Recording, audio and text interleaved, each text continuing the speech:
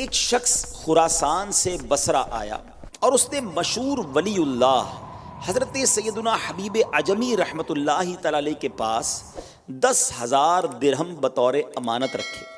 کہا آپ میرے لیے بصرہ میں ایک گھر خرید لیں تاکہ جب میں مکہ مکرمہ سے واپس آؤں تو پھر اپنے اسی گھر میں رہوں. یہ کہہ کر وہ چلا گیا. اب اس دوران بصرہ کے لوگوں پر ایک عجیب سی افتاد، ایک عجیب سی آفت آ گئی کہ وہاں آٹا جو تھا وہ شارٹ ہونے لگا اور آٹا بڑا مہنگا ہو گیا.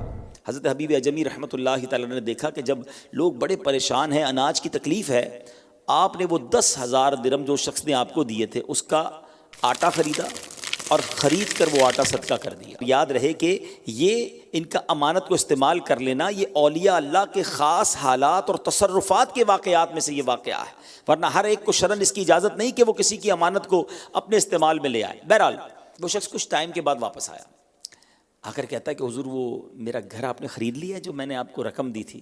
تو فرمایا ہاں، میں نے اس پیسے سے دنیا میں نہیں جنت میں گھر خرید لیا ہے. حضرت حبیب عجمی نے کہا کہ اگر تم راضی ہو تو ٹھیک ہے ورنہ رقم واپس دے دیں گے. تو وہ اپنے گھر پہ آیا، اپنی بیوی کو بتایا کہ میں نے پیسے دیے تھے حضرت حبیب عجمی کو کہ بصرہ میں گھر خریدنا. وہ کہتے ہیں اس کے گھر ان پیسوں کے بدلے جنت میں گھر خریدا ہے جس میں نہریں بھی ہیں، باغات بھی ہیں. اعتراض نہ کیا، لڑائی نہ کی کہ تمہارے پیسے کسی اور جگہ لگا دیے، تم نے تو کہا تھا گھر بنائیں گے.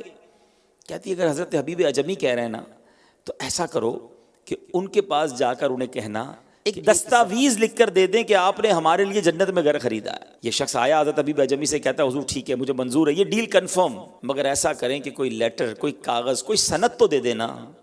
حضرت حبیب عجمی رحمۃ اللہ تعالی نے سند لکھی. اس میں کیا لکھا تھا؟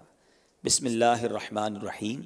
جو گھر حبیب عجمی نے محلات، نہروں اور درختوں سمیت 10,000 درہم میں اللہ تبارک و تعالیٰ سے فلاں بن فلاں کے لیے جنت میں خریدا ہے، یہ اس کی دستاویز ہے. اب اللہ عز و جل کے ذمہ کرم پر ہے کہ حبیب عجمی کی ضمانت کو پورا کر دے.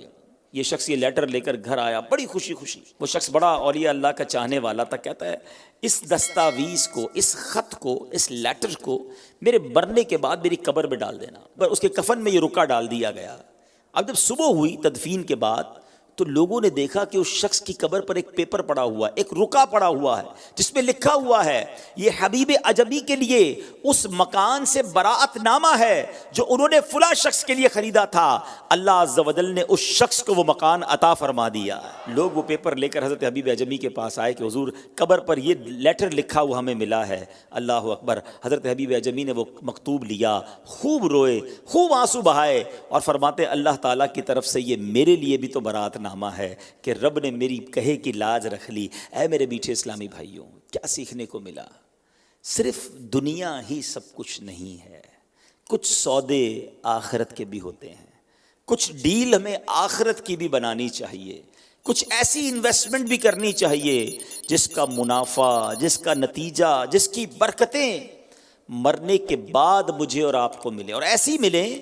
ہمیں یاد ہے نا، ہم نے سنا ہے نا کہ مرنے کے بعد تو کوئی کام نہیں آئے گا. میرا اور آپ کا بینک بیلنس، میرے اور آپ کے پیسے، میرے اور آپ کی پراپرٹیز، میری اور آپ کی تمام چیزیں وہ یہیں رہ جانی ہیں. قبر میں کوئی تجوری نہیں ہوتی ہے اور کفن میں کوئی جیب نہیں ہوتا ہے. ہم اکیلے جائیں گے ایمپٹی ہینڈڈ. ادھر کیا چلنا ہے؟ ادھر میرے اور آپ کے اعمال چلنے ہیں.